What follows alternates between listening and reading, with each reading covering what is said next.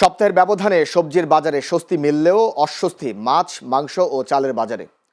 রাজধানীর বাজার ঘুরে দেখা গেছে বাজারে শীতকালীন সবজির সরবরাহ বেশ ভালো, দামও ক্রেতার নাগালের ভিতরে। 40 থেকে 60 টাকা কেজিতে পাওয়া যাচ্ছে প্রায় সব সবজি। বিক্রেতারা বলছেন সরবরাহ ভালো থাকায় সবজির দাম কিছুটা কম। তবে সবজির বাজারে এই স্বস্তির বার্তা শোনা গেলেও ভোক্তাদের এই স্বস্তি ম্লান হয়ে পড়েছে মাছ, মাংস ও চালের চড়া মূল্যের কাছে। ক্রেতারা বলছেন মুরগি, গরুর মাংসের পাশাপাশি বেড়েছে মাছের দামও। চালের বাজারও চড়া, নিত্যপণ্যের ঊর্ধ্বমুখী দামে সংসার চালানো কঠিন হয়ে পড়েছে বলে জানান তারা। বাজার তো সব জিনিসের দাম বেশি, বুঝেন না, যে সরকারের নিয়ন্ত্রণের বাইরে আছে।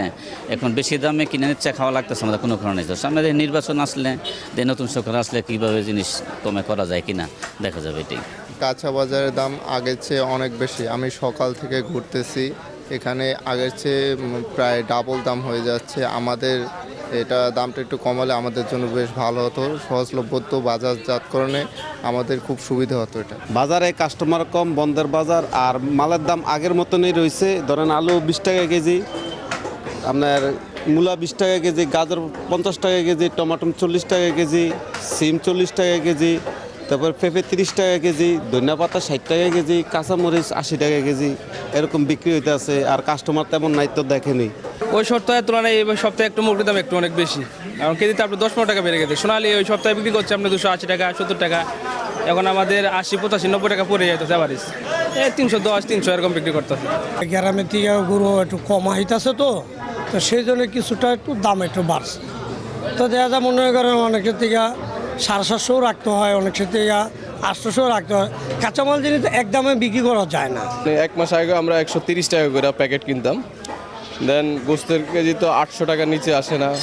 মাছের বাজারে বড় সাইজের যে রুই মাছগুলো, এগুলো আপনার 400, 450 টাকা কেজি।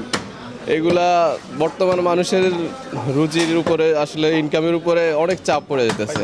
অনেক আইটেম মাছ আছে, মানে পাবদা মাছ, আইর মাছ, শৈল মাছ, কোরাল মাছ, পাঙ্গাস মাছ, বোয়াল, শিং, তেলাপিয়া, বড় রুই, ছোট রুই, কই মাছ, সব আইটেমই কম বেশি আছে আর কি।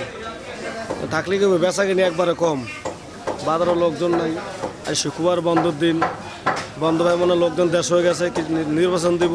চালের দাম তো ভাইয়া মোটামুটি স্বাভাবিকই আছে। আপনার গত 15 দিন আগে মোটামুটি আপনার চালের দাম একটু বাড়ছিল। তো ইন্ডিয়ার থেকে চাল আসার পরে আবার চালের দামটা আবার ধস নেমে গেছে। তো মোটামুটি মিনিকেট চালটা আর নাজির শালের চালটা, এই দুইটা দাম একটু বেশি।